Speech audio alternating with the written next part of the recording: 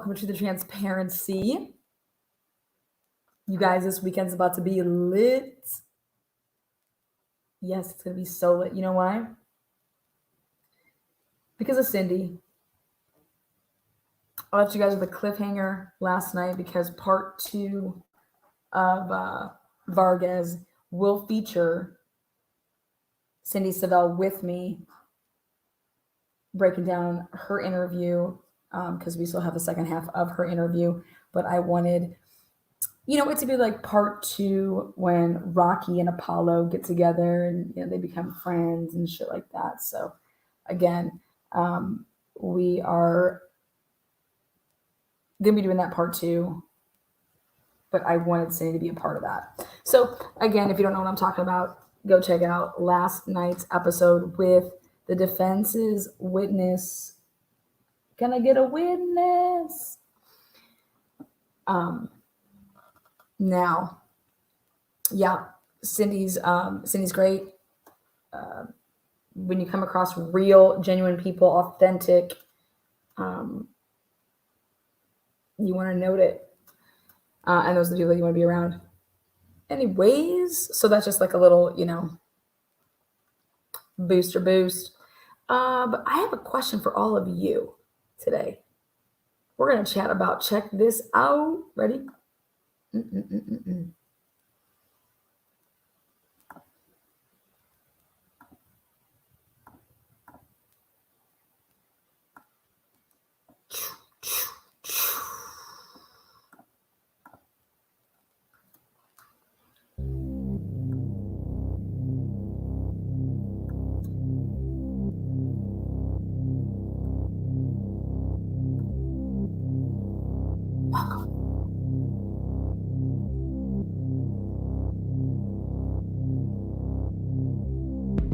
Folks, I know there's a history here. I'd like to get this hearing in today. Everybody needs to just focus on the relevant facts, okay? I know there's a history here.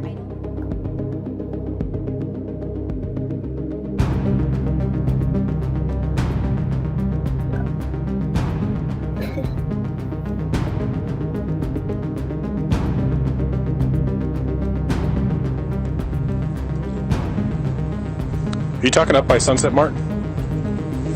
Up the hill by the gas station? Yeah. Okay. Why did you? Yeah, give it up right there. All those crazy ladies and gentlemen. Love you guys right there.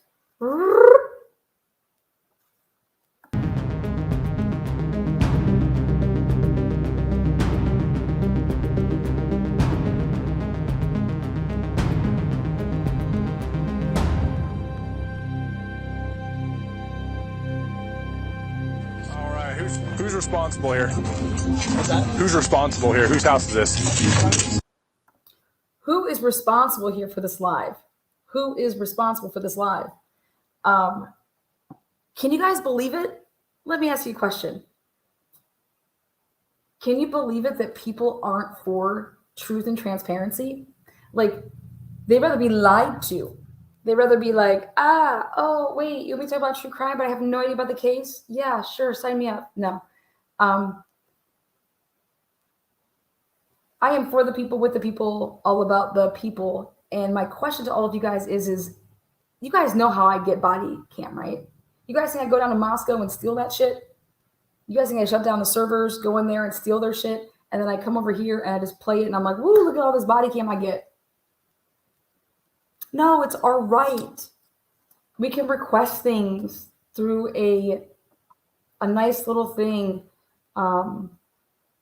that people fought for to make it so that, hey, guess what, government employees, we're going to make sure that you're doing your job when you're supposed to be doing your job.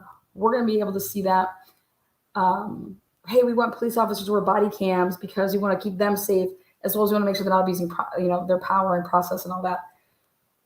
So I think it is very, very important to understand that TNT, Truth and Transparency, brought it to you guys back in December of 2022, all the body cam footage of this whole area to include the house, 1122 King Road house to be able to see Xana, Kaylee. We got to hear Maddie. But then to see all what was going on in this area, to be able to understand, this is when no suspect was named. Nobody was in cuffs, okay? This channel, whether any case that I'm on, I have no agendas. None. Well, I guess I do. Truth. And being transparent. But guess what? Some people have a problem with that. How can you have a problem with that? Quit breaking the law, asshole. Who's breaking the law? No one's breaking the law. How about stop being so fucking lazy? And if you want to know more about it, you can go fill out your own FOIA request.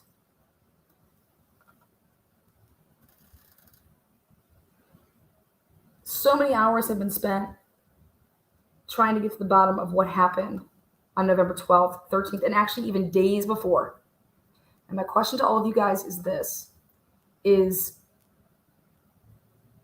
those of you guys that joined me a couple nights ago, we had the Kirker, and his flags and his ordeal. But we also had an incident that it was at one of the sorority houses. And so I need to understand from you guys, when you saw that video, first of all, MPD gave us the video per our request. There was an intruder. How else do you want to say it? Do you want to say intruder? Do you want me to say an unidentified male, an unescorted male? How would you like me to say it? There was somebody in that home, right? Can you believe it? Can you believe somebody went out there and made a live and made a pre-recorded broadcast to say that I am stalking people? Dead, right? I'm stalking Moscow. Wait, what? Wait, I'm stalking wait, excuse me? That I'm abusing the algorithms of YouTube. Wait, what?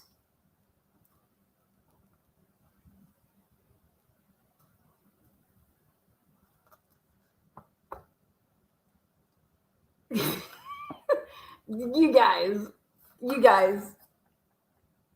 you wouldn't even believe it if I mean, do you believe me? Can you believe it that people were inciting and reaching out to the fake or real or pretend sorority house sisters to get in contact with me to say I am putting them in danger? Wait, what? I'm putting you in danger? Whoopi Goldberg. Molly, you in danger, girl. Wait a second. I'm putting people in danger?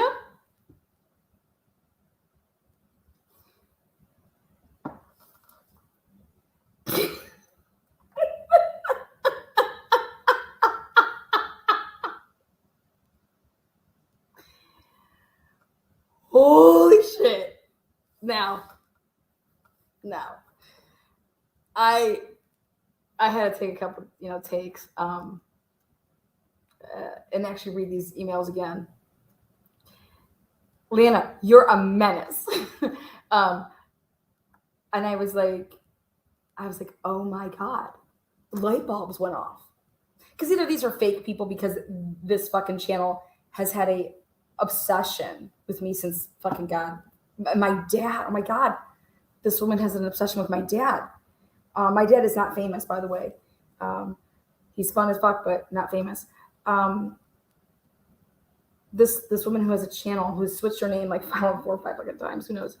We'll get into all that. But literally did a live broadcast to tell everybody that I am putting these girls' lives in danger and that I am stalking Moscow and I am abusing the algorithms of YouTube. God, actually, I just think that you're obsessed. But I said, you know what? I got something to say about this. Because either these are fake fucking people, okay? Or the emails that I have and got, you guys, it explains everything of Moscow to me. Like, it wasn't until I got these emails and read these emails and I was like, holy shit, this is why the students are the way they are. So truth be told, tell me if me asking for FOIA requests, me getting body cam, and me putting out public information, because I mean, if Brian Kohlberger is not the guy, you guys do realize that somebody killed 4 fucking people, possibly more than one person killed 4 fucking people, and y'all are just like, how about this? Would you have called the police to report that if the incident did not happen a year ago? Would they have called the police to say there was an unescorted male in that fucker? Hell to the no. You're not calling the police because some guy was in your place unfucking escorted. In fact, I want to go back and check and see when's the last time the police got a call to go to the sorority house for an unescorted male. So much so that I was just like, oh, it's because of this person that wanted to do a live broadcast and spin her filth. But I think you guys should know where it's coming from, because I think that either these people are real people, okay, and they just really need to get a grasp of it's just shocking how it's a red state with their views, or they're not real people. But I said, why am I getting all these emails? I've been doing body cam footage for fucking years. Why is people hitting me up about this? So I said, you know what? I want you guys to decide. Truth and transparency, we the people, I want you guys to decide. I want you to tell me what you think of these emails. I want you to hear what they say, and I want you to hear my response. And then I want you to hear, because I started this at happy hour, mental health happy hour for all of you fuckers. I am here for you. We, the people. Come on, guys, settle up. It's about to be fun as fuck. Yeah, I've been drinking or anything, right? Woo! Okay, drive careful, okay? Will do, thank you.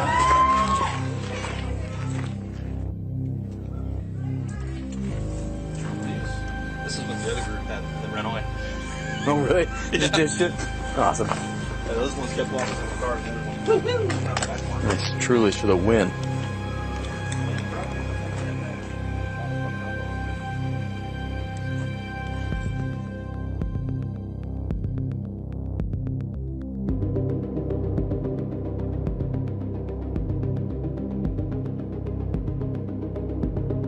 That I was given to. So there was 2 different discs.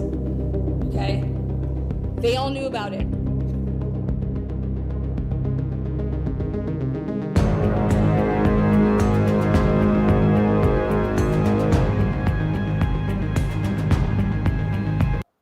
All right, here we go. August 30th. Hi there. I'm so-and-so. I am a member of the sorority that you reviewed body cam footage of. I am not coming at you as a creator because I am sure that you have a great content, but you have zero clue what it is like to be a student here and be part of a Greek life. It is grotesque, insensitive, and frankly in poor taste that you would post my home, the place I live, for thousands of people to see. Secondly, I never gave any kind of consent for my face to be in this video, and that violates my rights. As a member and student, I am asking that you take this video down. If not, I will seek legal advice and action. Thank you. Wow. Home team's response. Hey, so-and-so. Thank you for reaching out. I'm curious how you heard about the video. I've done lots of videos to try and help your school bring justice to all involved. I want to first say that I am in no way belittling your choice to attend Moscow, Idaho, or the sorority of your choosing. I've actually never been in a sorority or attended any event, as I have said numerous times on my channel. I will say I give you lots of credit to be able to get along with so many females under the same roof. Seriously, kudos to you. Next, Moscow Police Department provided this under the FOIA request. Third, freedom of the press is something that is really, really important to me. But just as important it is to me, it is also to be mindful of you. Those such as yourself that ask to be excluded when situations arise that call for such exclusion, which I believe is completely reasonable for you to be asking that. And that I applaud you for coming directly to me to make your position known. I high five adulting 24/7. So please keep it up, girl. With all of that said, please advise me on the timestamps where your face and any identifying marker of yourself can be seen, and I will be happy to blur it out per your request to be removed from the educational video. Best regards, home team. Response. Honestly, my face, along with a lot of my roommates' faces, are visible for the most of the video. First of all, that's fucking not true. Second of all, also, for someone who claims to seek justice and wanting the best for us, how is showing the entire layout of our house helpful? The video shows every point of entry and exit. Not true. The name of our house and town it's in, which makes it easy to find our address. So it would be for your request of the blueprints of your house. And you can audibly hear someone say how many video cameras there are. To keep any part of the video up is inappropriate and in no way bringing justice to our school.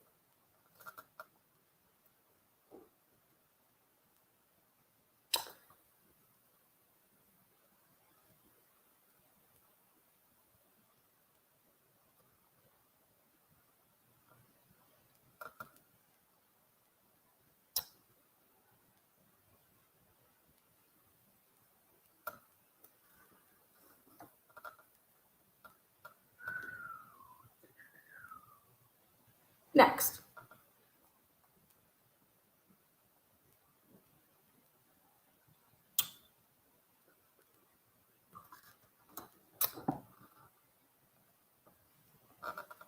My daughter currently lives at the KKG house at the University of Idaho. We are very disturbed that you broadcasted a video of touring of their private residence, including full facial, not blurred video images of the girls.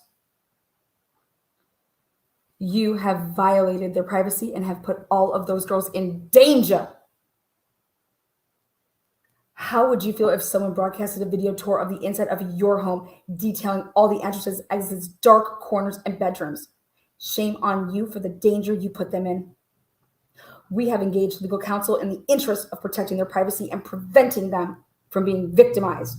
We are also in contact with Moscow Police Department's in-house legal counsel.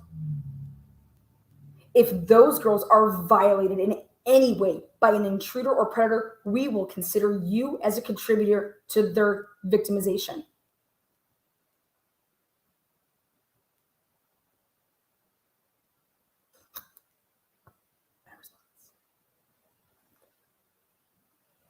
Dear sons, actually, we were concerned with the safety of your daughters and have been bringing awareness to the treatment that females receive versus males on University of Idaho's campus. We believe the females are treated differently than the males, which in my opinion is not okay. The FOIA request, which is legal, came from Moscow Police Department. All my channel does is ensure that government officials are being held accountable while they are working on the taxpayers' dollars, as well as bringing awareness to much needed situations which cover all different areas. Coomer Green, president, said in his mission statement, and how he got, mind you, the job as president, that his main focus would be on the safety of students on campus. I think Coomer Green is not doing your daughter any favors with his empty promises. Are you okay with how the sweep of the house was handled by Moscow Police Department? Do you believe that Moscow Police Department did an adequate and thorough job to see to it that the girl's safety is a top priority? Especially seeing what just happened last November. I am already in the process of blurring out the faces and other identifying markers within the video. Normally, Moscow Police Department redacts information that is deemed private. I'm actually not sure why they didn't blur out any of this stuff. And now that you bring it up, these salient points within your email, I'm going to inquire myself with the Moscow Police Department Records Department on why they wouldn't redact such info. Blurring out such info that you're requesting. As I am curious to their response. I believe if it was a fraternity, these wouldn't have ever even been released. I believe you are misplacing your disapproval. As a mother, I would place my focus on those hazardous living conditions, as well as the sexism that is displayed nonstop from authority in Moscow. Your daughter and the others deserve better. Thank you for reaching out. And you can be assured my video was not made with any malicious intent whatsoever. In fact, it was made out of concern for the well-being of young women of Moscow, Idaho.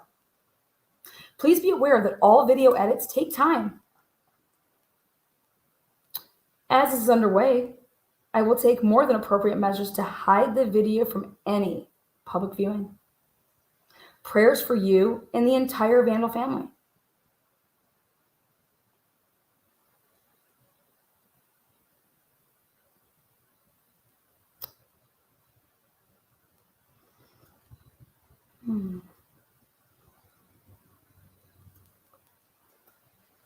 Now this one. Now this one's special.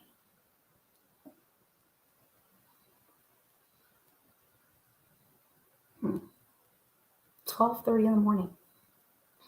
This was titled University of Idaho Inside Scoop. Our daughter is in Kappa Kappa Gamma at the University of Idaho.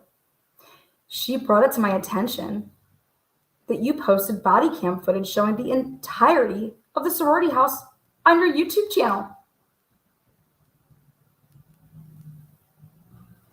It does not take a rocket scientist to conclude how this violation of privacy would cause undue emotional stress to an already traumatized community. The violation is not of the legal kind, but of the human decency kind. The video in no way shows or proves any wrongdoing by law enforcement or the students. I'm sorry, it's so hard to get through sentences like that. The incorrect linkage to the King Road murders is a shameful reflection of your level of decency. This is Tina with What the Fuck Translations. What the fuck are you talking about? I understand the need for followers, views, likes, and a paycheck. But as a mother, I kindly request that you take the video down. Several other members of the University of Idaho community have reported your account to the Moscow Police Department. You mean the police department that gave me the video? Idaho State Police, and are seeking legal counsel from civil attorneys. Do you really want to deal with that? Can you just be a decent and kind human and take the video down, please? Thank you in advance for your ability to connect to the greater good on this matter. And then in quotes, karma is like a boomerang. What you give out will always come back to you.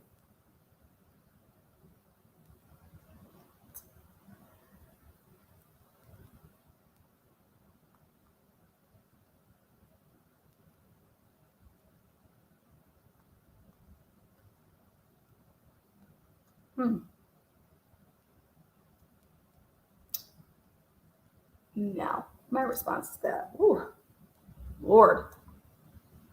I mean,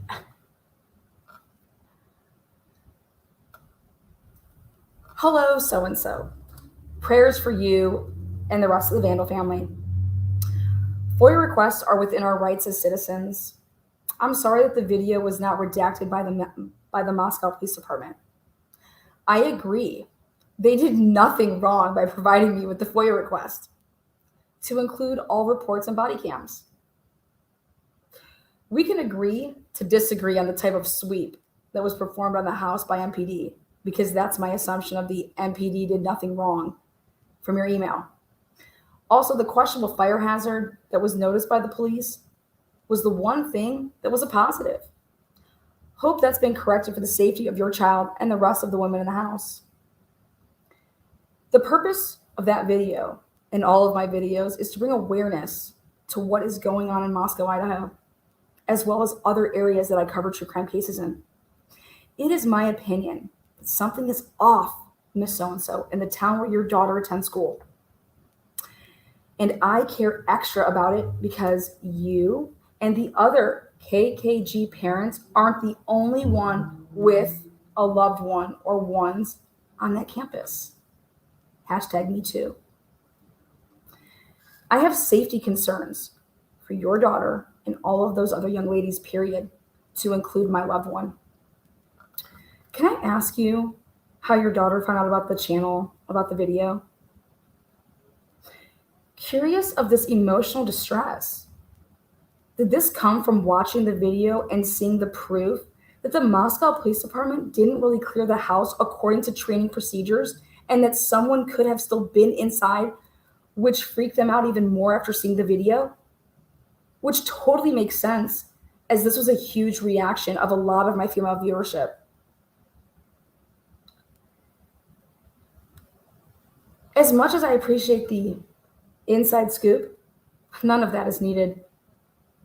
But since your daughter didn't fill you in with the latest inside scoop, I can do that for her. The video you have emailed me about has been removed for hours, well before these emails were ever written. P.S.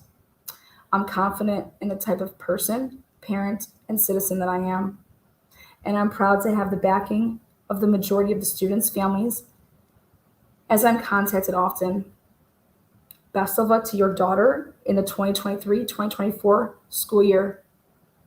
So-and-so. Best regards. The response. Thank you for your prompt response and for making the video private. She must know a lot about you too. The need to feed the beast is strong. Prayer is not to be used as a defense. We are all one.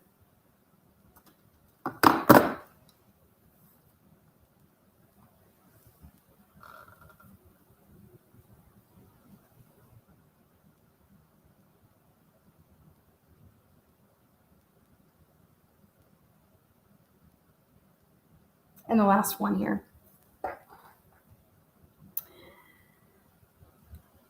Title: Take down the body cam footage that shows the layout of our house. You need to take down the video immediately. It names our house, and the title alludes to our city by naming Idaho4 in the title, which makes it extremely easy to find our address. I think anybody that would just, use the white pages would find your address. Shows the faces of all of the people who live in the house. False.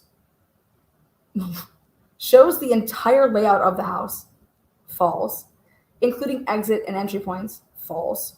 And shows our house director saying how many surveillance cameras there are and where they are. I am absolutely sick and tired of you people acting like you know anything about our house or town, or that you would have a say about anything anyways. You are claiming to be trying to help us with this video, and that is the most asinine thing I've ever heard. If you really wanted to help keep us safe, you would delete the video and not promote information about our living situation and whereabouts. You're a grown adult woman who needs to find something better to do with your time. Most of the crap you're talking about in the video is not accurate or true anyways. I will be taking legal action if it's not down by today.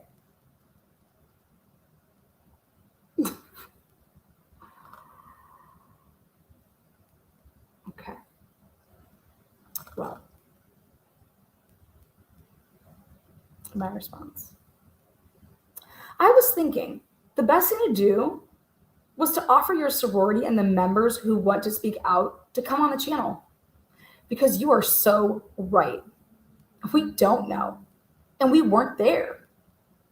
We only have the FOIA public request. Let me know if you would like to accept my invite.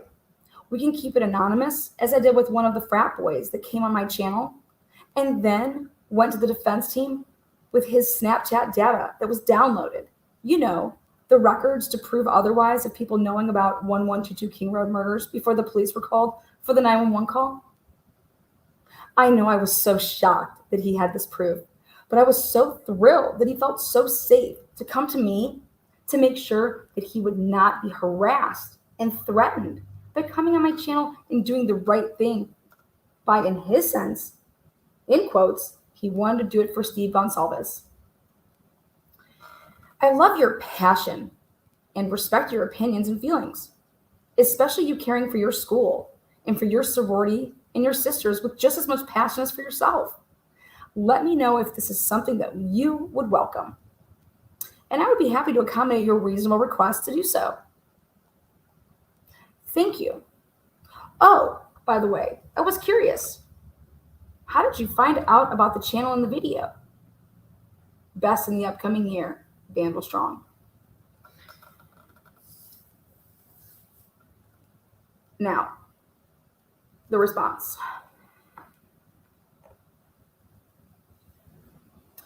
None of us want to be on your channel.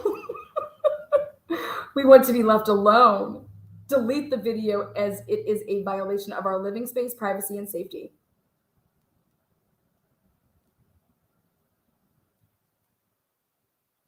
So you speak for everyone?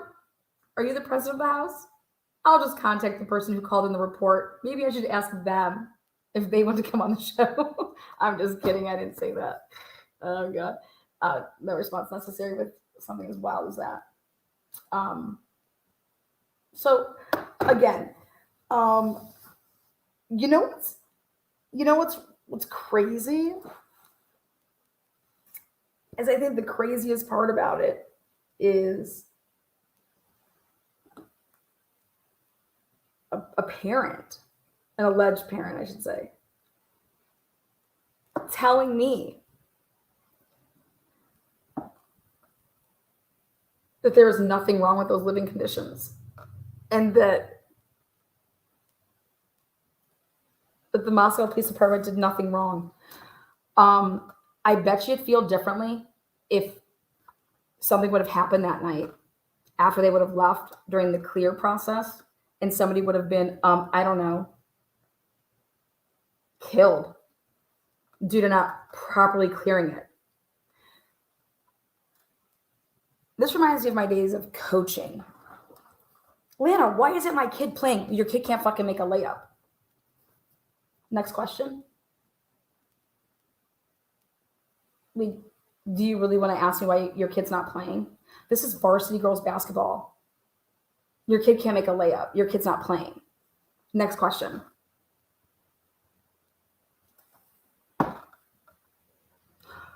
We are part of the boosters. Maybe you should pay for a private trainer for your daughter to make layups instead of, I don't know, paying the boosters. Next question.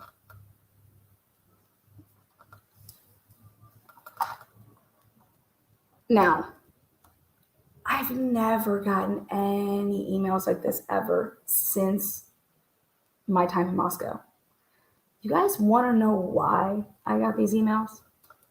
Because do you think they're really, are they sororities, sisters? Are they parents? Who contacted these parents and sororities? Because I asked every single person, how did you find out about the video? How did you know about the channel to see it?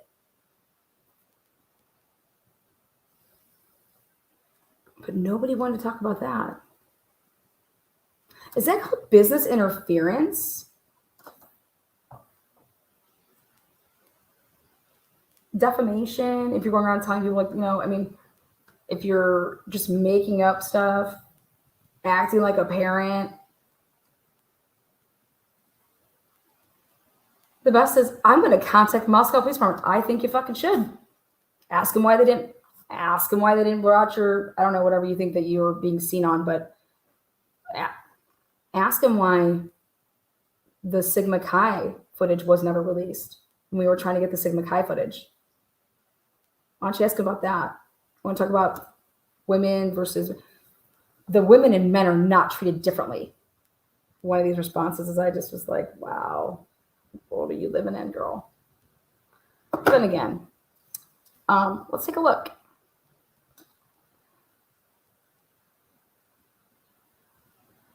How would you feel if that was your kid? I would be so happy that somebody brought that to my attention. I'd be like, so-and-so, what is this? Tell me that's not your bed that's going to be caught in a fire up on the 3rd or 4th fucking attic floor. There's a fire. How are those people getting out? Like, there was 4 people just stabbed to death in November. These people don't call the police and say there was an intruder, there was a boy in my house. Oh my God. Why'd they call? Why did they call the police if there was an intruder in their home? If nothing's wrong, if everything's great.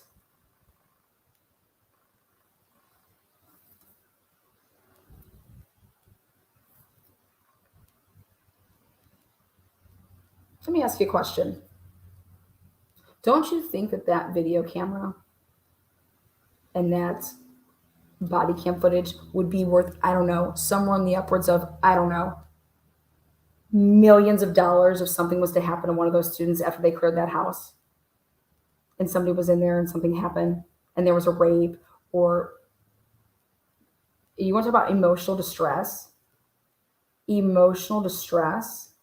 Yeah, after I was to see that camera footage, I'd be emotionally distressed to see that these fuckers let us back into that house and they didn't even really clear it. That would be my emotional distress. If I saw that video, I would be like outraged that, here, I saw this and you put us back into this house and this is how you cleared it. You didn't clear that house. Tell me how you cleared that house and tell me how that was cleared properly.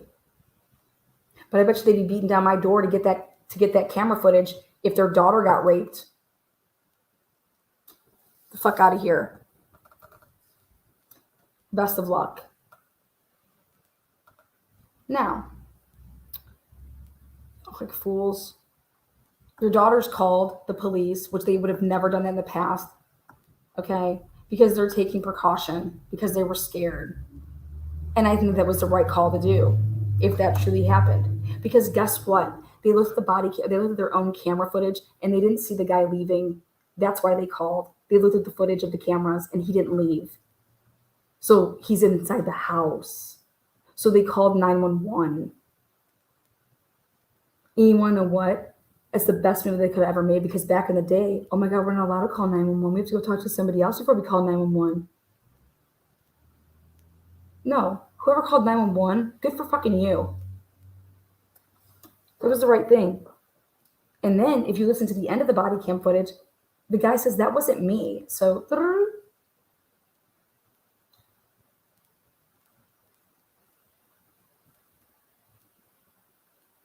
if you come across a bag, let us know. You guys remember how the Boston Marathon bombing happened? Somebody left a bag and just blew up. Bunch of idiots.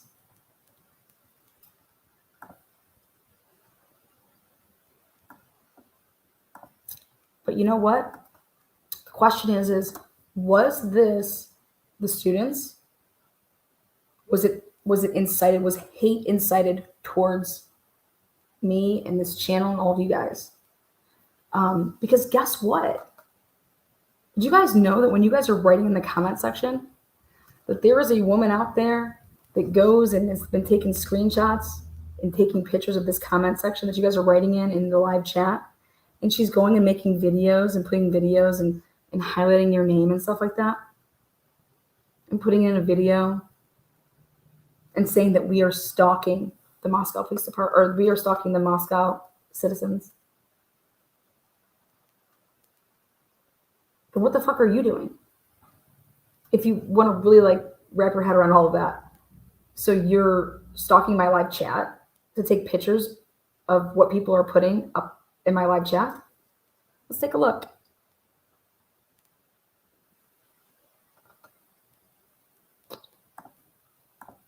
Hypocrisy at its fucking finest right here. Let's take a look. Oh. We'll go like this.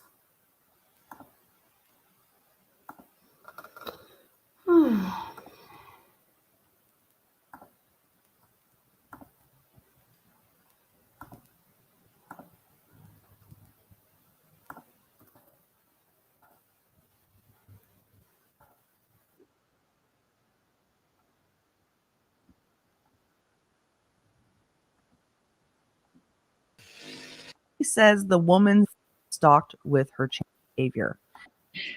And it's for the lives of twice that border protection has been.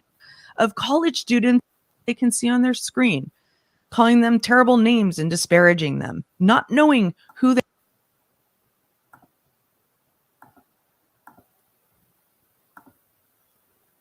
why they're there. There is simply The prosecution of Brian Colbert. right? We're pissing on the murder house. It may be true that the college students video, and when these Oriani is the president of a nonprofit that claims bombshell breaking news body cam footage of college students pissing on the murder house. Yes, you heard me right. Is the criminal records. She posts orders, but have every reason to say this is wrong.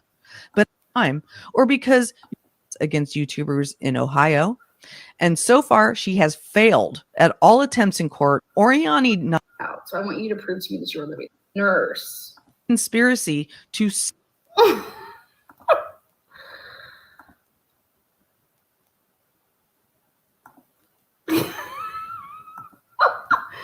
You guys. You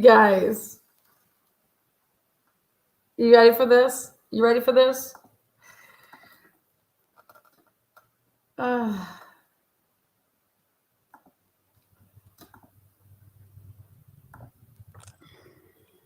This is a video I did August of 2021. Because Welcome to episode 256 with my guest Lynn Fox. I'm Paul Gilmar. I wanted to find out who was obsessed with me. Like, who's this person that's so obsessed with me? Like, who's doxing my dad? Who is this ass? Who's this ass clown? You know? So I found a video, public podcast from 2015, and it was called Mental, and I'm going to like this, Health Happy Hour. Mental health.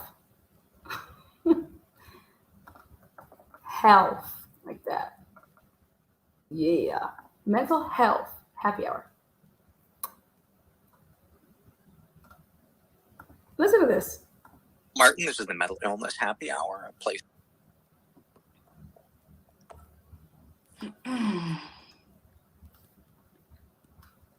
Again, all are welcomed here. Be kind and chat love. Here we go.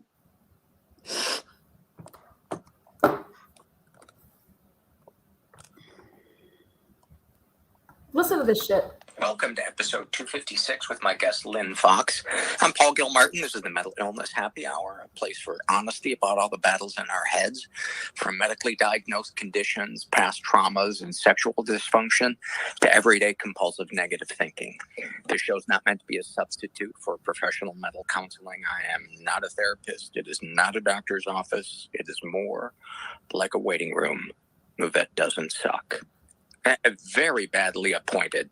Let me assure you of that. The decor in this waiting room is lacking. Give me a moment as I extricate myself from that 5-second wait.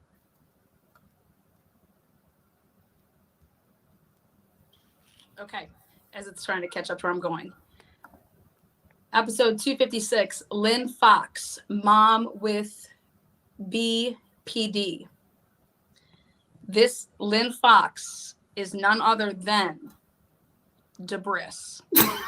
Here we go. Sorry. Kind and chat love. Begin and chat. 2015, December 18th, a week before Christmas.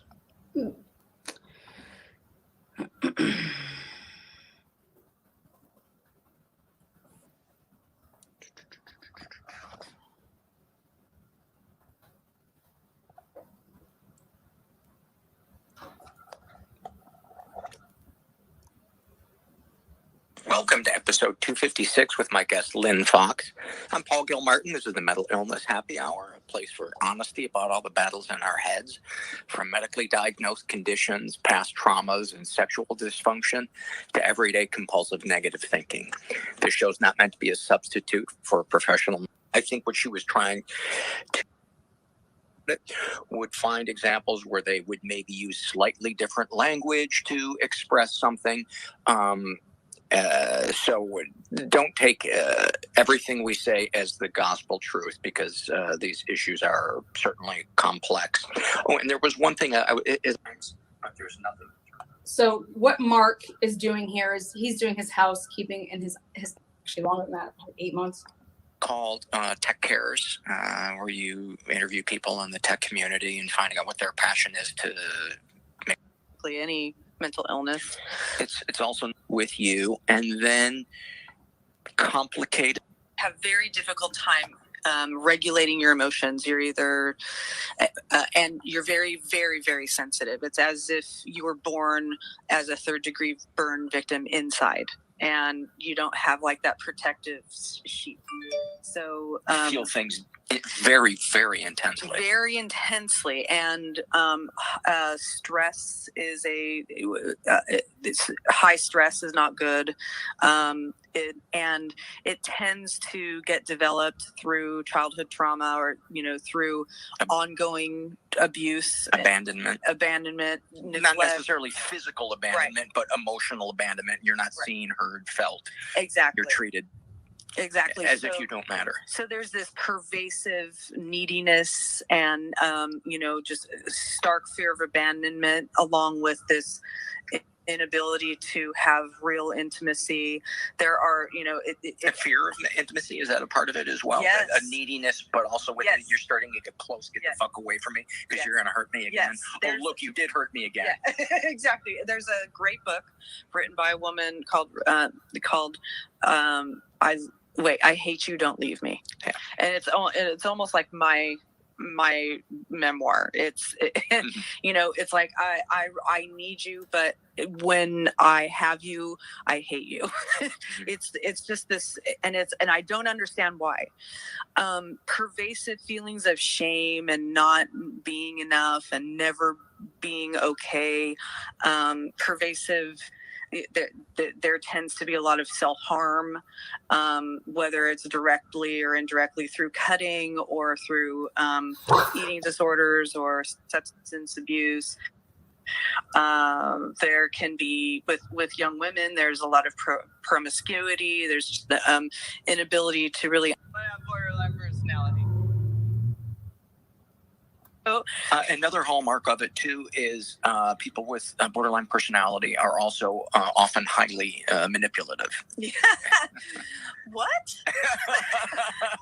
You want to try to spin that? Spin that to make you look better? Well, I've been doing PR for over 20 years. Is that a hard one? Manipulative? What are you talking about? I don't have borderline personality, and I'm highly manipulative. So this is. How I do am you not know judging. you don't have borderline personality? I'm kidding. That's true. I'm kidding. I'm totally kidding. Is that a hard thing when you look at the hallmarks of what are involved with borderline personality disorder? Is it painful sometimes to go, oh my God, I can be highly manipulative. I can be, the manipulative thing actually is more part of narcissism than borderline. But yes, it's definitely there with borderline. I'm not saying that have not tried to be manipulative at all. It is this need to feel control over your environment, my environment. Yeah. Including people. Yes, definitely. Yeah. Definitely. Yeah. So anyway, it's definitely hard to look at the definition and read the books and then compare to my life and say, yep, that's me. But I mean, just when I look at how I have felt all my life and the actual like physical and logistical and whatever circumstances of my life, it's all there. When I tell, like, I've started to tell close friends, I just realized I have, I'm in therapy for borderline personality disorder. They're like, well, that explains a lot. Does that feel good or bad? It feels good, actually. Yeah. It does. Because they know me, and there are people listening who are like, oh yeah, that time she snapped at me and I held a grudge against her for years and at work because I was after I had kids, I had a really hard time holding it together, holding in my rage. How could you not? If you feel like a burn victim on the inside and stress hurts, good luck being a parent. Well, not only that, a parent, and then I was in these really highly pressure cooker situations in my career. I mean, like I was working in really intense atmospheres. You did PR for Apple. I did PR for Apple, Google, Palm, Twitter, Lucasfilm, DirecTV, and this woman called in a favor back a year or two ago to get one of my videos taken down. That's against terms of service. You can't just call in your favors because Google people and people that you've worked with, and she admits it. Someone's a fucking deranged, obsessed fuck. I've done independent consulting for the Wall Street Journal. She bought a membership for Fight for a Family, for a nonprofit, with a fake name called Deborah Bix. And when I went to type it in, it auto corrected to Debris. So ever since then, that's where she gets called Debris, like debris. But because Debris is everywhere, she's Debris.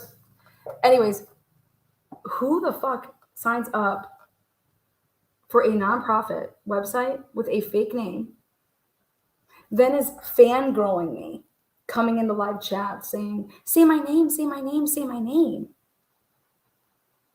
And I said, oh, thank you, Deborah Bix, the newest member of Fight for a Family's, nonprofit. She said that I doxed her. She said that I fucking doxed her. I doxed her. That's not even her name.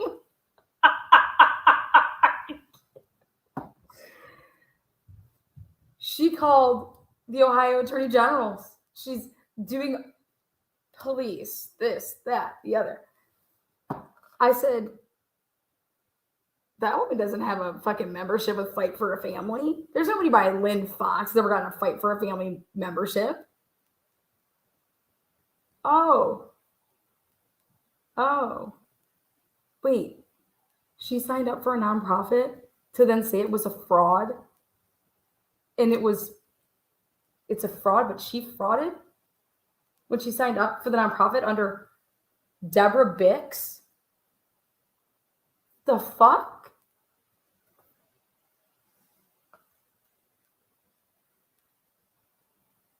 She did an episode on my dad.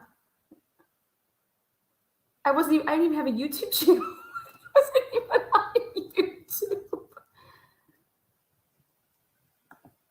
This made me understand this woman. Pebble, now my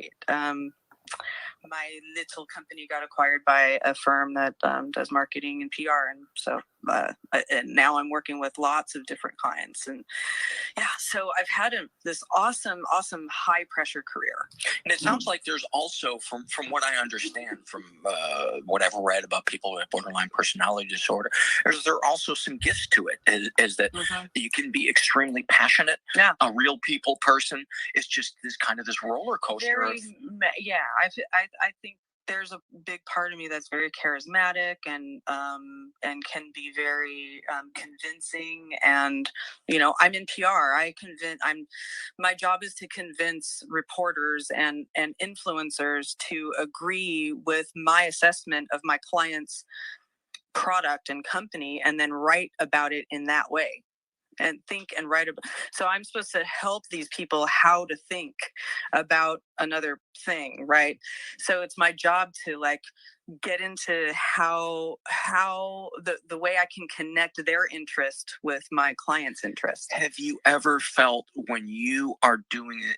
I was just thinking about the relationship between you doing that in your personal life for yourself, with you as your product, and you in your professional life with another product. Have you ever felt as triggered or whatever, as roller coastery in your work life about a product as you have about somebody not accepting you as a person? Well, not necessarily about not accepting the product, but not accepting my pitch of the product, or not. So you make yourself, you take it personally. I have, and I don't anymore. I've grown. A lot of the, these disorders are, on a spectrum, and they're multidimensional, and you can recover from them. And what do you mean when you say multidimensional? Meaning every person experiences different symptoms on different, in different volumes and dimensions. And everybody's disorder is very complex and has different features to it, and so is mine. And I've recovered from a lot of things. I used to be a lot more sensitive about the way the industry viewed me, and and how I don't know. I have a much healthier view of the way other people think about me. I don't need as much for people to think a certain way about me. So, but I have been in that place where I needed people to think a certain way about me, and then it enraged me when I found out that they didn't. And I have friends who I've called up, and I'm like, "How dare that girl tweet that thing at me?" And it's like, what the fuck? Who gives a shit? A lot of drama. A lot of drama. Yeah.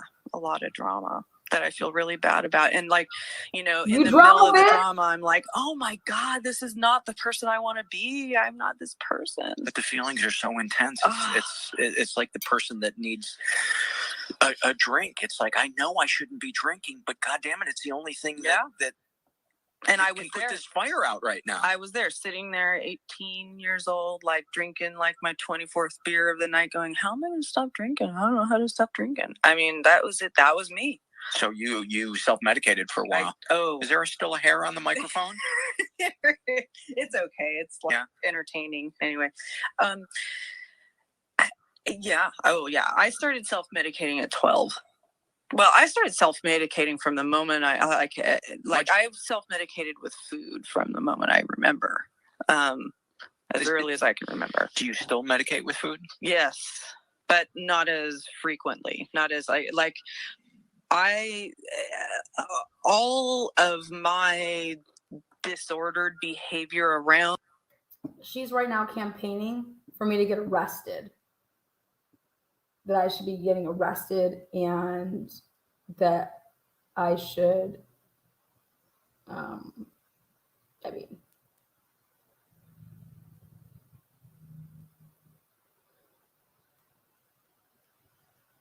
owned my condition or whatever it is, it's very, very contained. I have a much better handle on it than I ever had. It's just, I just have to balance my life very well.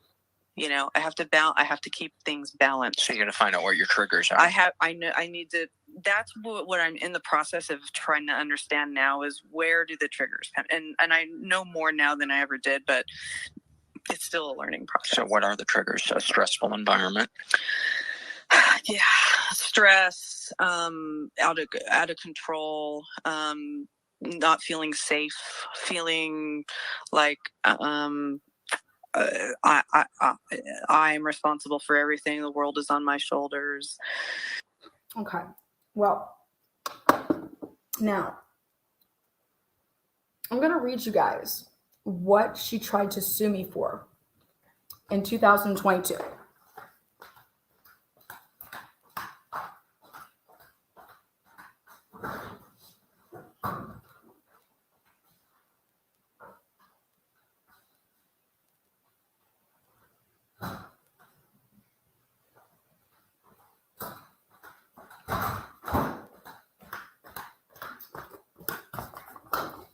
Okay.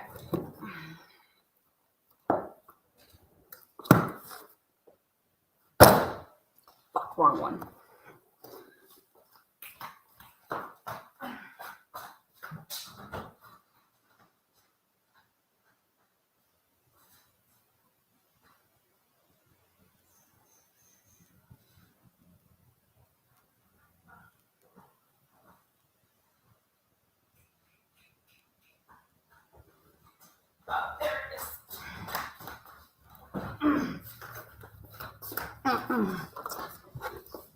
Okay.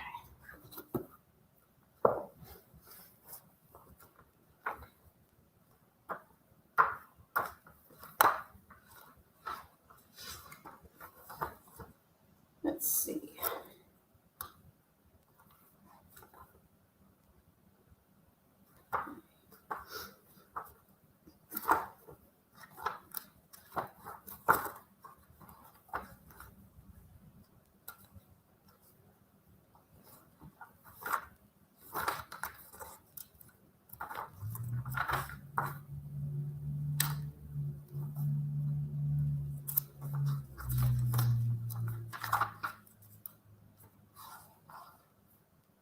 Okay, here we go.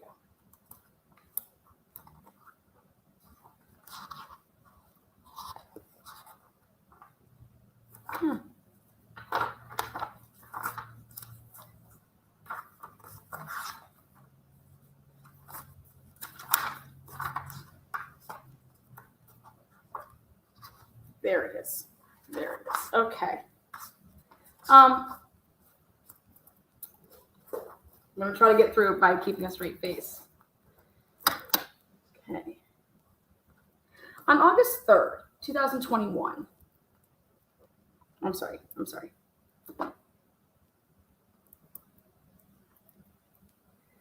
On March 1st, 2021, defendant Oriani started to engage in escalating levels of harassment towards plaintiff. After I had questioned the validity of Fight for a Family's nonprofit status and its dishonest marketing tactics. In April of 2021, in a comment to plaintiff, defendant Oriani's channel, she stated as follows, quote unquote, like I said, you came over here sniffing my panties after saying in a video that using the word panties in a sexual term towards plaintiff triggers flashbacks. This is not real. This is not real. After the plaintiff used the words panties to trigger my childhood sexual abuse, defendant Oriani began overtly using the word panties to trigger her. In videos on defendant's channel, she searched for songs with the word panties in their lyrics.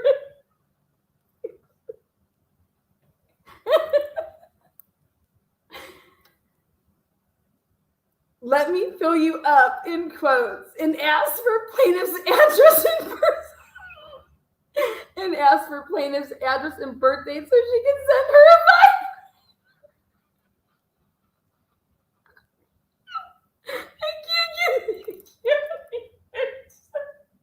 This is in paper. I'm so sorry. Hold on. Next. In August of 2021, defendant Oriani falsely claimed in several videos that plaintiff and her were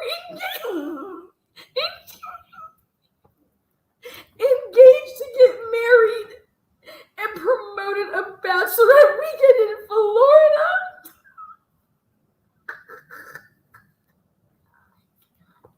Oh yeah.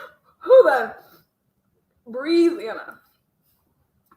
A bachelorette weekend in Florida for which she collected funds with cash. Okay. Oh my God. Next. Oh God. In other videos, defendant Oriani has disclosed plaintiff's full name, which is not published anywhere online. Yeah, it is. It's right on his podcast. Oh God. Mischaracterized plaintiff's relationship with her children and falsely claimed that plaintiff murdered her jobs.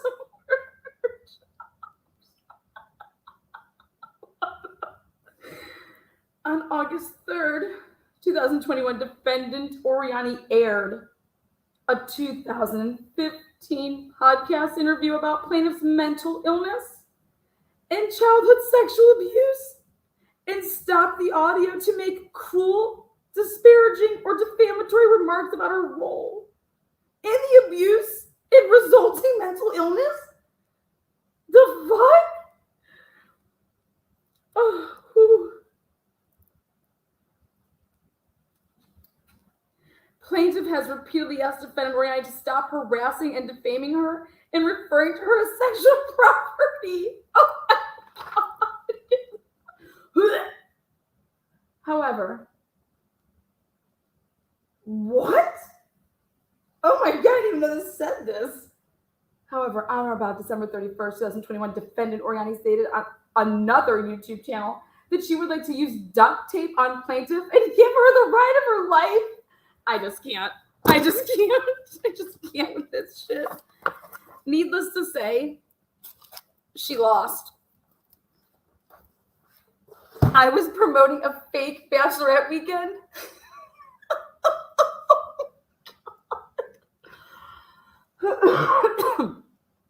Oh God. Oh shit. I do apologize. Hold on. Here now, this is August 3rd, 2021's broadcast. I have very high standards for my work and for myself, and if I'm not meeting those standards, I get very, very disappointed in myself, and then I think everybody else is disappointed in me, and yeah. And I mean,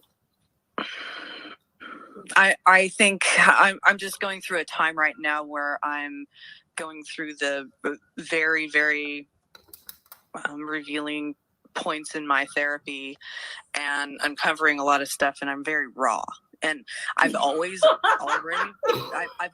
been raw anyway, and now I'm even more raw than before. Is there anything you'd like to share?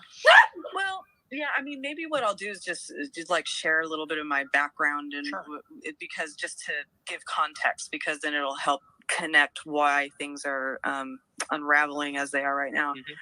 So I grew up here in LA, and my parents were very, very young when they got married and together and had me very young. And my brother, I have a brother who's 2.5 years older than me. And then my parents got divorced when I was 6 months old, or they separated when I was 6 months old. Part of the time my mom was pregnant, my father was in jail for selling drugs and doing other very bad things. And you don't want to say what the other things were? I just recently learned what they are. So he was a pimp, and he was making porn, and he was selling drugs, and he was doing anything he could to objectify and sell other people, basically. He was what I would call human trafficking, really. So, so during this time, like, so he went to jail, and while he was in jail, my Christian fundamentalist family decided to tell everybody that he was in seminary school, and when he came back, he was going to run the church. So this is somebody who has already at this point taken naked pictures of my mother and shown them to his friends. That's exactly what she did. And taken naked pictures of other women and children and distributed them and sold them. And he's like, I don't know. He's like and then used Scientology as a cover for it all, as a reason for it all. So, how did he use Scientology as a cover for it? I don't know exactly, but so at a certain point, like when our relationship was very off and on, after my parents got divorced, we only saw each other. That was my point. Someone just wrote it. This ain't funny. Why would you ever be like laughing about this? They're laughing about this. This is what they're laughing about. And I'm like, this is the most, I've never heard, this goes crazy style. Wait till you see where this goes. But I had to put myself through listening to this because I wanted to know who the hell this person was. Like, it was insanity.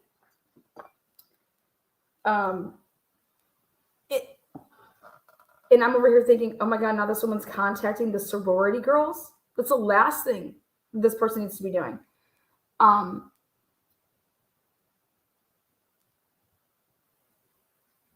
This woman breathes Lana Oriani,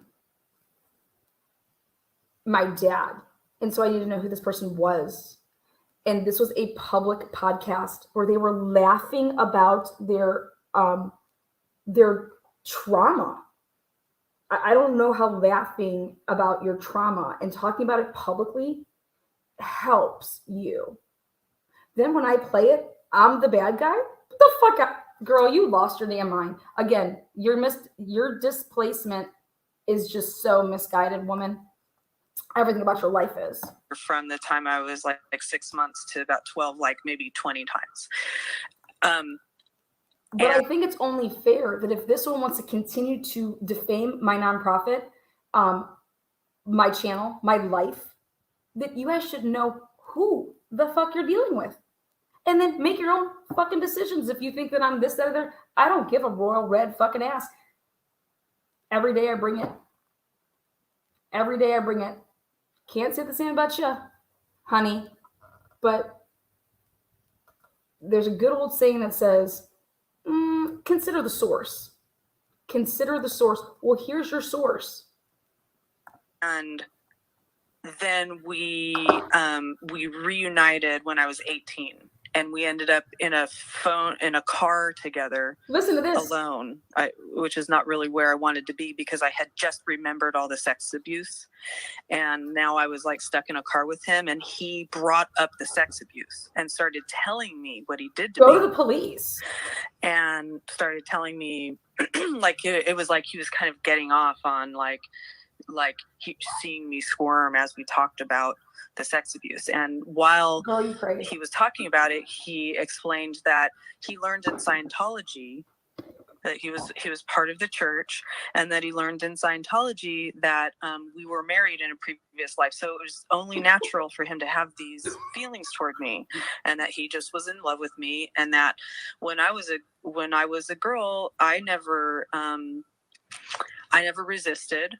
And so because I never resisted, I consented. He said that? Yes. And what did you think and feel when he was saying those things? I wanted to kill at that moment because I had just gotten out of rehab. Yeah. You're laughing. I'm sorry to laugh. Is that an awful moment? No, I'm kidding. It is. It is. Because, one of the things with people when they leave rehab, that you always tell them is there are going to be triggers out there. Yeah. And you got the largest trigger anybody could probably. It was so weird because just before my mom threw me in that rehab, she threw me in when I was 18 because I was out of control. Let me tell you, I had been arrested a couple times, one time for murder. I didn't do it, but I was with a guy in a car who had murdered somebody for that car and came and picked me and my friends up, was driving around with us, and then we all got picked up. And did you call it the murder mobile? It was an Oldsmobile. It's a 1968 Dodge Murder Mobile. No, it was a 1988 Oldsmobile Cutlass Supreme. It's a nice car. It was a nice car. It was white with leather interior. She just said that she got arrested for murder. You guys understand what I'm saying here? Wait, what? I said, excuse me? What?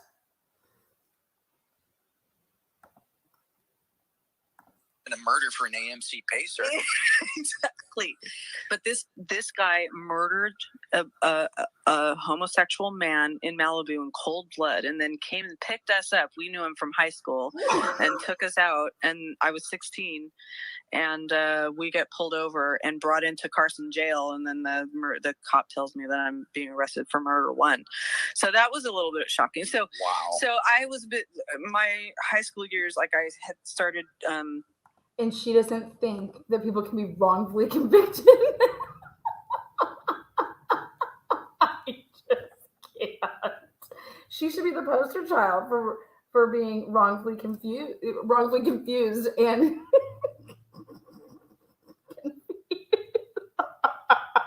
I'm sorry, wrongfully accused. She's confused. Oh my God. Oh my God. She told people that I'm not going to be able to stay in town in the States because Landon's going to try to serve me. So I have to move out of the States. Girl, you're giving yourself way too much credit.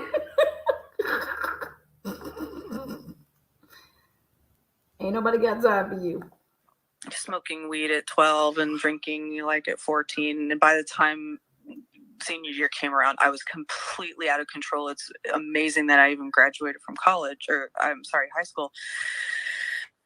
And my mom put me in rehab. Right before that happened, I was drunk one night, and I had these flashbacks of my dad abusing me that I hadn't remembered for a really long time. So it was like very weird that I had those flashbacks, and then I went into rehab. Every kid in high school drinks and smokes weed. Their parents aren't throwing them in rehab. But I didn't believe it was real. I was like, I'm having these flashbacks, but I don't know if it's real. And they're like, no, that's real. A 6-year-old little girl doesn't just come up with those things. And then as I've, progressed So then I was in rehab for 45 days. Why? And then I went into a House of Hope halfway house for another 90 days. And I clawed my way back into civilization. And then my dad decided to take us we ended up bumping into my dad for the first time in many years. And it was really weird. And he wanted to take us skiing. We went skiing, and I, under some unfortunate circumstances, I ended up in the car with him, where he decided that he was going to tell me how he abused me and how he was going to make it all better and okay, and that he had no problem with it. He was going to make it all better, but he had no problem with what he did. He was going to, if he had been in my life, if my mother would have allowed him to be in my life, he would have taught me, he would have been able to teach me that it was okay for us to do those things with each other. Now, mind you, I'm so sorry that you had to experience that. Now, mind you, this is her version of the story. Okay. Am I laughing? Thank you. I am so sorry. That is so Yeah, not laughing. fucked up. And then Y'all he are did it laughing. to my cousins. Go to And the he police. and countless, I don't know Go to how the many other police. people. And then and then I don't know how this became instilled in me, but I have always just felt shame. I just feel this kind of awe, just this. Oopsies. Again, this would have never happened until she went to the sororities, to the Moscow sororities, telling them that I put their lives in danger and that if anything happens to them, I should be held accountable for showing the body cam. Well, no question in my mind what I have and that I can recover from this. It's just disappointing that there is so much stigma about mental illness that it's taken this long for me to get to this place of understanding, you know? Are you comfortable sharing what we talked about in our previous conversation? Yes, of course. Which part? The conversation you and I had a half hour ago. Yeah. The thing that you just remembered. Yes. I'm comfortable to asking. I'm comfortable talking about anything, but just remind me what I was saying. About a babysitter. Remind me what I said. Oh, sure. I'll talk about that. I just thought it was interesting that Yeah. that had never even occurred to you. Yeah. And because I get a lot of people that bury something or don't give weight to it, and all of a sudden the subject comes up and they'll be like, oh my God, that happened to me. Mm-hmm. And so I just kind of like to hear. Well, without going into too much detail, yeah, there was one babysitter that I had a couple times that I would say it was between the ages of like 5 and maybe 9, who whenever she babysat, she wanted to, like, I guess you would call it bump uglies now. You know, like she wanted to kind of simulate sex. She was probably about 6 or 7 years older than me. And I guess if I were like filling out your survey that said, were you ever sexually abused? Some stuff happened, but happened, but I don't know if it counts. That's the kind of thing that, I feel like happens a lot, but I do think it's interesting that... was it because your clothes were on that you weren't sure that if it counts? No, what? I'm assuming your clothes were on. What? Not every time. Then why wouldn't you think that would be sexual abuse? He's laughing. He's laughing. Because it happened to you. Yeah, exactly. Because it happened to me, so I deserved it, and I must have been asking for it, and you know what I mean? Yeah. Yeah. Right before our eyes, we are seeing some stuff happen, but I don't know if it counts moment. Yep. You're laughing. Isn't that incredible? It is incredible. It really, really is, and it's really, yeah, and. I feel like I don't know if I am a sex abuse magnet or something, but I think I just... How are you laughing about I have had more instances than She had the audacity to put in her lawsuit that I paused this and stopped at different times to, make fun of her, laugh. No. You are laughing with this him-ho guy, whoever he is. And no, I mean, fuck, I don't even know the guy.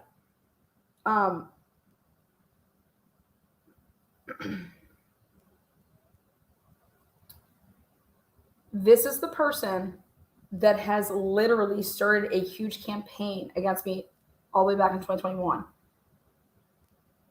Signed up and got a fucking membership for a nonprofit and lied and said that the nonprofit's fraudulent, but she did it under a fake name and then went out and said I doxed her. Bitch, your name is not Deborah Bix. And you frauded a nonprofit to get, what did you want to be a member of a nonprofit for? Like, what is wrong with you? So she was the one that has been spreading all these lies about Fight for Family nonprofit.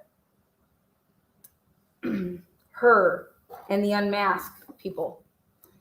And they just keep perpetuating this fucking, and I laugh.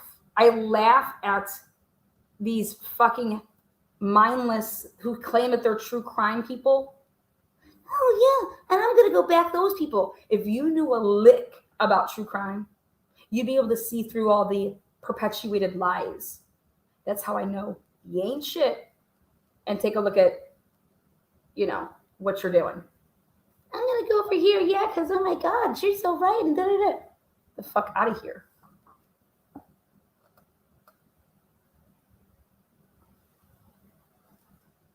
And it fucking kills her that I have 40,000 subs.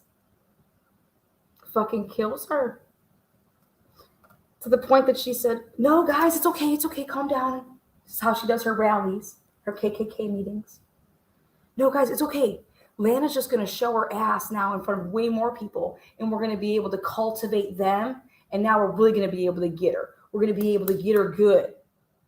What do you mean, set me up? Try to set me up? No, it's okay. Like, oh my God, Lana's channel keeps taking off. Come on, guys. We got to do something. We got to start calling Scott Roeder, and he can't go on with Lana. We got to infiltrate her viewership. Why do you guys think all their shit has hashtag Lana Oriani, hashtag True the Transparency, hashtag Fight for Family? Everything these people do, they're the ones that are fucking with the algorithm. When you come in, you have to follow my shit. You got to see all their shit because they fucking ride my jock strap like it's gold, like it's got $100,000, and each time you get on it, you get like a little piece of the pie. But I'm sick and tired of them tagging you guys, coming in here and taking pictures of your guys' names. Because some of you guys don't know that these people literally will Google every single name that pops up here. If you don't use a fake name, if you don't use like a screen name, my name's Mr. Blow Joe. Instead of saying my name's John Smith, because you're really John Smith, don't use your real name. But they come in here and they screenshot all of your guys' names, and then they start tagging you guys. Okay, that is called business interference. Lynn. Hi, Lynn. Hi, Lynn. I could talk about, I don't know, probably changing a diaper, and 1,000 people would listen to me. Because that just chaps your ass right now, doesn't it? Hi, Lynn. Take care of your own grass. Don't come over here trying to piss on mine. Water your lawn, bee. Water your lawn. I carried a count where somebody was touching me and I felt sick, where I was being touched and I didn't want to be touched. And, I put myself in a lot of situations. We've talked about like just this impulse control. I was listening to a YouTube the other day about early signs of borderline personality disorder in kids. I had every single one of them. Just, my feelings were always hurt. I was always crying. And were you blamed for being a drama queen? Yes, I was a drama queen. Which is the worst thing you can do to a kid is basically say, not only are your feelings not valid, they annoy me. Right. That is horrible. Yeah, so I would stay home from school and I had this awesome dog, Coco, who I would faint in front of so that she would come save me. And I would sing. I have entire albums memorized, like Barbra Streisand albums, and A Star Is Born. And I would sing for my dog Coco, and I'd like perform. Sometimes when my mom would come home, like I was a latchkey kid, and my mom would come home at like 7 and sit down on the couch and knit. My poor mom, who was a single mom. Oh, poor thing. Anyway. And then she'd come home and I'd come out into the living room and then faint on the floor. Oh, mother, I'm dying. And she'd be like, okay, not again. So then when I get, put in a slammer for murder and I call her at 4:00 in the morning, she actually said, Lynn, I'm not up for your jokes. I'm not up for your jokes right now. Yeah. But as you were describing this little girl that was just dying to be seen and heard, I was thinking, if you could get in a time machine and you could go back and you could spend time with her, what would you do and what would you say to her? Oh my gosh. I would just hug her and tell her she is so amazing and awesome, and that nobody, anyone ever has to make her believe otherwise. And that's what I do with my kids every day, because life can be hard on kids. It's like you're in this world and you haven't seen the big world yet. So, things. And school is fucking brutal. School's brutal. And my kids are these really top athletes who are very competitive and they're really good at what they do. But sometimes pressure is hard, and like I yell and their dad yells. We're divorced. They've gone through a trauma, their parents split up, their mother is mentally ill, like I cry, like I have volatile moods, like they go through stuff. But I had a friend tell me recently, I want to make sure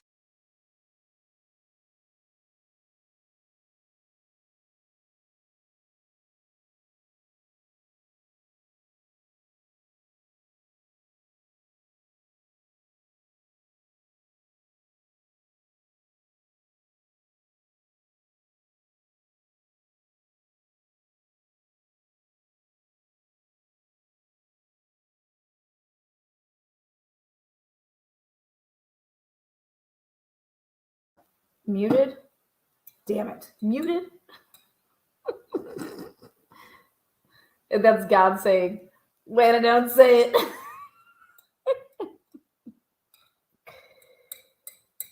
Oh, shit. Anyways, this woman went to the police and told the police that I have mental health issues and I am mentally unstable and that I have guns and that I'm dangerous.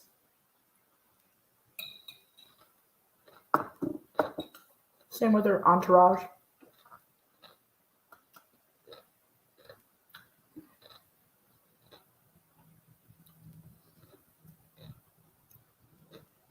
Can't make this shit up. sure that I'm giving my child every emotional resource they need. And I feel like that's my job with the boys, is they know that I always love them and that they are great exactly how they are, and they don't have to be anything for me, that they need to be who they are for them. That's fantastic. Yeah, so that's fantastic. what I would tell that little girl, because she did not know that. Since you've been diagnosed with borderline personality disorder and you've been able to look back in the past and say, oh, you said that you feel some shame and regret about the emotional volatility. How have you addressed it with your kids? Have you apologized and said, in the past, I didn't. Yes, I have. tried to be. I have. What did you say to them? I told. I had a very specific conversation with my older son and said, I want you to know that those times that I yelled and screamed and got mad and was really volatile and you were scared, that wasn't okay. And I will do everything in my power for that not to ever happen again, but I'm working on it. It's really hard for me because I have some issues and I I don't have the resources sometimes to stop myself, but no matter whatever happens, I love you and it's not. So I did this broad a favor back in the day. Didn't have to. I shouldn't say I did her the favor, fuck her. The guy called me up that did this interview and he's like, God bless him. He's like, hey, I'm so-and-so. I did an interview with I said, oh, let me guess, Judy Lynn Fox. He's like, yeah. He's like, she's reaching out to me. Is there any way that you could just take down the video that you did of her? I said, it is a public podcast. I'm not breaking any terms of any type of service, nothing. He's like, I know. I'm just kind of asking for the favor because I don't want to deal with her. She's a lot. I said, you know what? I can only imagine. I'm gonna take it down for him. Now you both can get straight fucked. This is who you are. This is what you did. And you can fucking lay in the bed y'all made.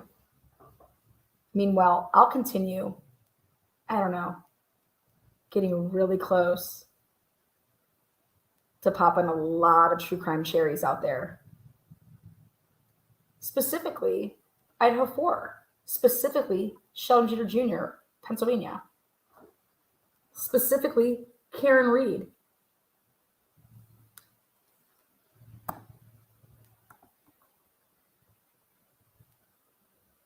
This is who Checkmate Humanity is, who contacted, and her little fucking entourage, her little peepers, the sorority house on Idaho's campus to literally sit here and try to pass it off to them that I was putting them in danger. Not your fault. Get fucked. It's not ever your fault. And how do you think he took it in? He understood that. My younger son, I've had different conversations with him because he has the same volatility as I do. So I've had to just say to him, I've had to just help him learn how to get past a moment without making it worse. I see. So we have a different kind of connection where I say, okay, I know how you feel right now, and I'm sorry, and you're entitled to how you feel, but please don't take it out on us. That's beautiful. I'm trying. I can't imagine the number of difficult conversations parents have to have. It's the best. It's the best. It's the best part of my life is parenting. Those kids are incredible. It is just definitely the best part of life, but it's also the most challenging because I feel so responsible. Even more now. Like I feel such a responsibility for being the best person I can be for them. So going back to your childhood, where was your mom in all this? My mom was really young and amazing. She was a very, very strong, driven, loving, directed, open-minded, maternal, sweet. I call bullshit on this. I'll get a little therapy session.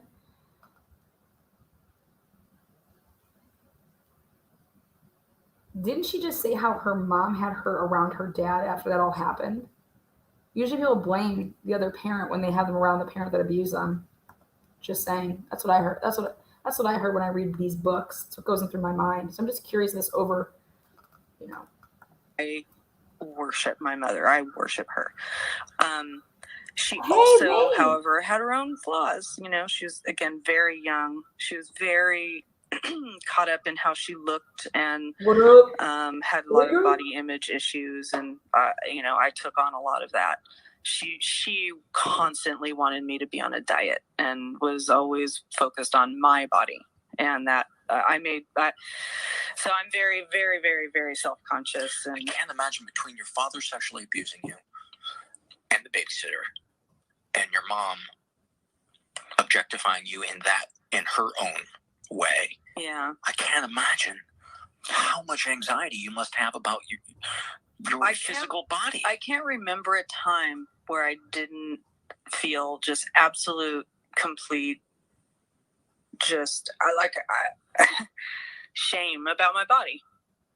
What are the thoughts that you think about your body? Fat, ugly. I mean, it takes a lot for me to not be in that place. Fat, ugly, that's it. And I had a breast reduction because my boobs were really, really lopsided and big, and men always looked at them, and it made me sick. I just couldn't, like, it was just... So when I was like 20, I was complaining about it, and my mom said, if you want to get surgery, I will pay for you to get surgery. So I did. That was nice. Yeah. And did you feel better afterwards? I did. Oh, I felt a lot better. I really was thankful to her for it. So to continue answering about my mom, she's the one that got us away from my dad. She obviously was saying that he was a bad person. And my brother and I were recently talking. We feel like our father was Charles Manson. That's how it feels like. Anyway. So she left Charles Manson, luckily, and surrounded us with very, very loving grandparents and family. But also they had this religious background where by the time we moved in, they had started coming away from religion, but they still had this religious sense of secrecy and need to show only the good, because if you're good, you go to heaven, and if you're bad, you go to hell. It's very black and white. Very black and white. So they had to hide everything. So everything's swept under the rug, and things were brought to the family's attention that apparently they just never acted on. And I know that my dad's side of the family actively hid accusations that were made against him above and beyond anything that happened to me. Let's take a moment to reflect, because it's a lot. Now, this is 2 years ago. First of all, why are people laughing?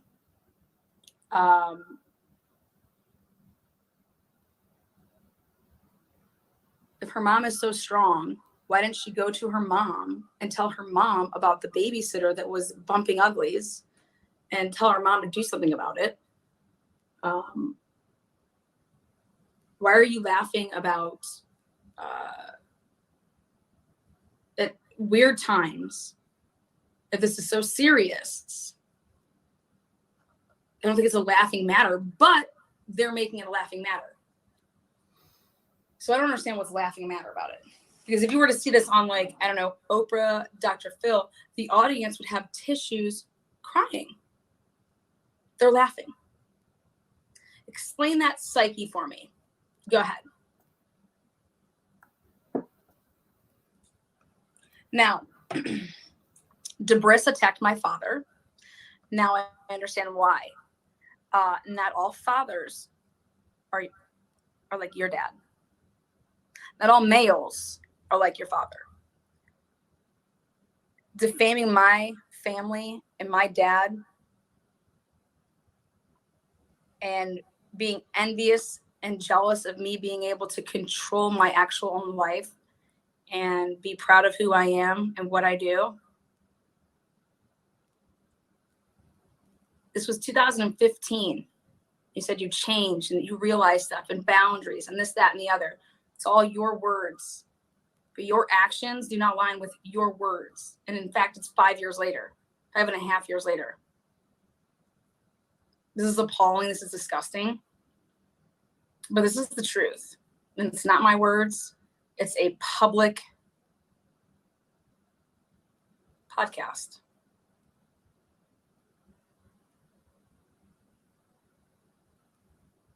I guess that's why I found the juror 4. I guess that's why I find a lot of things. And I guess that's why people can come to me with things. And then I will double check to make sure that everything meets its criteria. Speaking of which, Sheldon Jeter Jr.'s case was on Court TV the other night, you guys. Talking about the juror that I found. She was the neighbor of Rachel Deltondo. She lied in voir dire.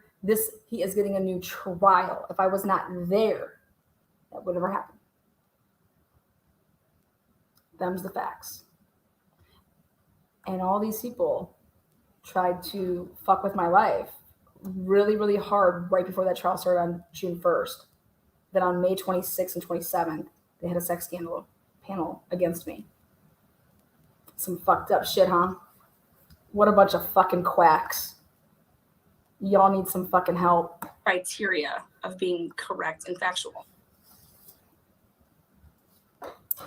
In fact,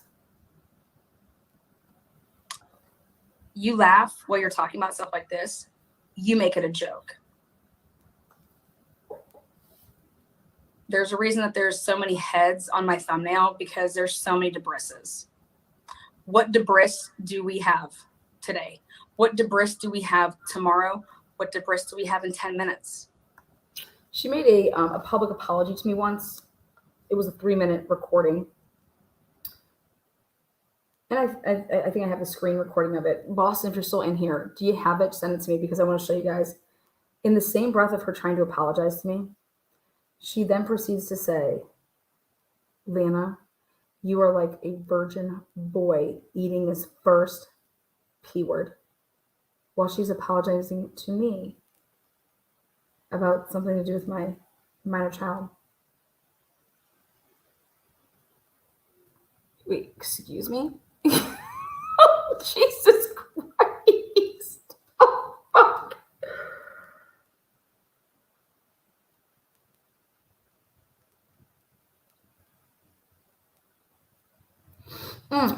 Kathleen, I think it's Kathleen. Oh yeah, see, that's the thing is, I responded to the, I believe, fake emails if they were real, whatever. Absolutely, and that's what I said I would do, 100%. Like, it's not the point of my videos. The point of my videos is, take a look at what's going on in the area because something's not right, So I couldn't agree more with you. You had good intentions. Maybe you could go back and edit out anything that could be interpreted as security sensitive. And that's exactly what I told them I would do. And that's when I realized that it wasn't coming from actually, in my opinion, these sorority sisters that were coming to me out of like pure, like coming just, because they saw the video and, had these feelings. These, I believe, are fake accounts and they were acting like mothers and parents. And this woman straight up made a video to incite hate for them to come to me. And I said, take it up with Moscow Police Department. But I'll be happy to do the right thing out of the human decency that I am. But coming at me, threatening, like just acting like it was just, that's all in the beginning of the video though. But I agree 100% with you. Totally would do that in a second. And in fact, had taken down the video and, started to begin that process. But a lot of you guys are getting tagged. It happened back when I first started covering the Idaho4 case. They started tagging anybody that was a subscriber of mine, anybody that was a member of mine, and tagging them into all of these videos. And so before I saw that to begin again, I made this video because I ain't got nothing to hide. This channel is exactly what it says it is, truth and transparency. I'm human. You guys are all human.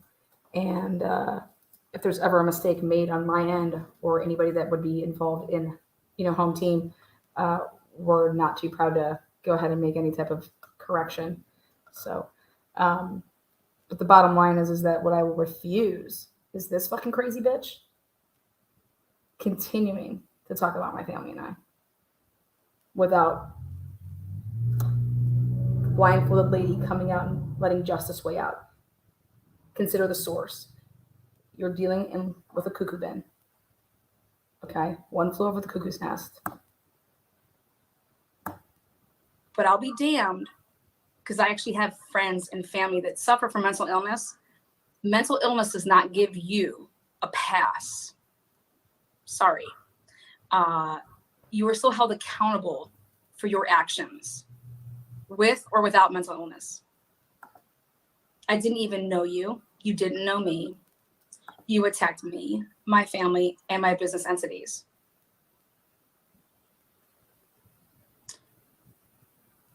I have proof that you used a contact at Google to illegally take down a video of mine, of which I'm pursuing you now and Google, as well as YouTube.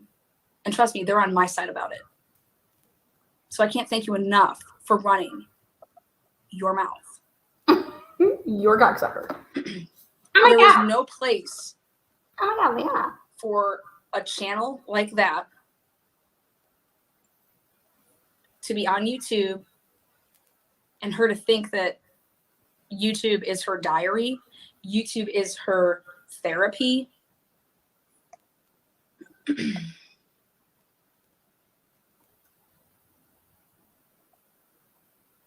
Poor me, pity me, pity. I don't pity people. I have empathy for people. I am compassionate. But this you speak about publicly in 2015, and then to see where you were at in 2021 And still today. project your shit on someone else. These people that are letting this woman go on their panels, reckless, irresponsible, pathetic.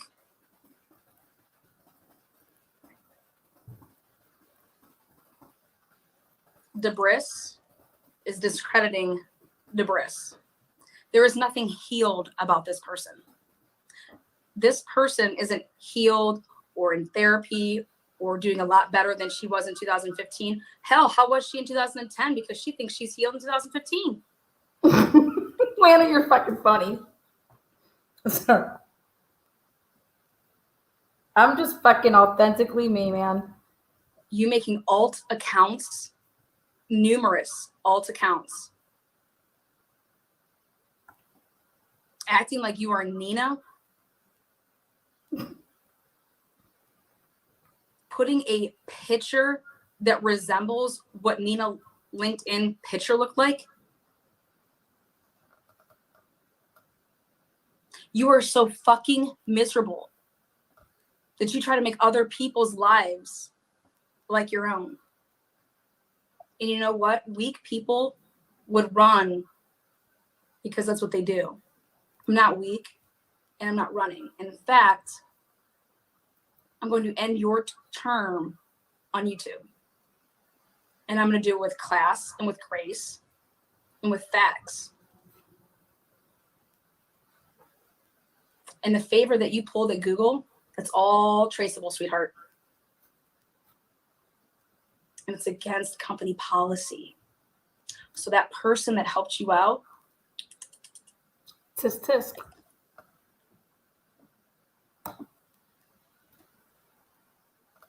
Lots of things happen. I mean, and Other people he abused. Yes, other people he abused and We're other. just chugging a beer. I mean, the depths of his deprivation are limitless. He's just a psychopath. He takes people's identities and gets credit off of them, and he ruined all of our credit, and we had to recover from all of it. And Is he still alive? He is still alive. Is he free? He is. Statute of limitations. I'm over 40 years old, and I didn't do anything before that, and I regret that. I really do. Do you regret it because you feel like you went on to hurt other people, or because you didn't get your own justice, or both? Yeah, both. I was just denying the effects, with the effect that it was having on me and my life and my loved ones. And I'm going to end this. And the purpose of this is not to, believe me, if you're going to go over there and say anything to this woman, that's not the purpose of this. And in fact, I don't allow that. And if I see that, I block people. Okay. This is to put out the facts of when you want to listen to what someone's saying, that's fine. Consider the source. This person has not changed at all. This person has an agenda. And if she would maybe channel her fucking life to help people, maybe that she could, come out some type of way. But that's not happening. This woman has a fixation on me, and it's unhealthy. But they also fixate on all of you guys. And so please do not go over to her channel. Okay, that's not what this is for. This is for the truth. This is for, you want to see the other side? Here. And the only reason I did it is because she contacted 18, 19, 20, and 21-year-olds when she contacted the sororities at Moscow, Idaho. Okay? That's the only reason. This is case related. Otherwise, I wouldn't even be fucking saying any of this. But I went ahead and I unprivated this live. And I'll go ahead and I will share it with a blast on my community page if you want to see the whole thing. So please, I love you all. You guys are amazing. And it's literally the Truth and Transparency Home Team Army that has literally obliterated the Idaho4 case. And we are making a difference. And I'm so excited to have Cindy with me on a live who interviewed Gabby Vargas. And we're going to break down the second half of Gabby's interview and talk about more of, the authentic person that Gabby is, everything that she has done in such a short period of time with her field, more on how she got there. But Dr. Latina will also be joining, because guess what, guys? We are going to break it down on Hector the whiteboard. There is not enough DNA to go around, y'all. You only have so much DNA that you can use for those samples, okay? And we're going to break it down. So something has to give. And I think that is what Vargas really, really saw when she looked at the data. So,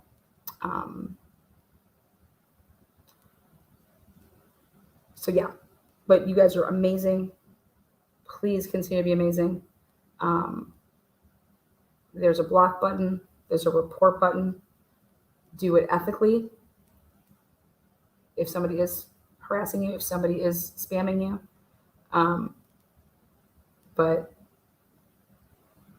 I have a right to defend my name, and I have a right to defend all of you guys in chat when you guys are being highlighted on her fucking videos. And then they think that they can just, we're gonna like scratch out the name a little bit. You're monitoring my live chat. What the fuck is wrong with you? Who is this from Atlanta? Checkmate Humanity YouTube channel.